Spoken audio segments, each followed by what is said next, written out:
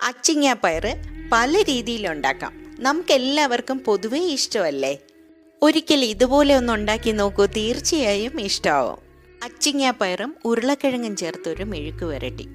1 spoon വെളിച്ചെണ്ണ ചൂടാക്കി കടുക്, 1 നുള്ള് ജീരകവും കറിവേപ്പിലയും പൊട്ടിയ ശേഷം 10 വെളുത്തുള്ളിയും 1 കപ്പ് ഉള്ളിയും പാകത്തിന് ഉപ്പ് ചേർത്ത് വഴറ്റി നിറം മാറി തുടങ്ങുമ്പോൾ ഉരുളക്കിഴങ്ങ് ഒരെണ്ണം നീളത്തിൽ മുറിച്ച് ചേർക്കാം. കൂടെ 1 ടൊമാറ്റോയും വഴറ്റി ഹാഫ് കുക്കാവുമ്പോൾ വെള്ളം ചേർക്കണ്ട.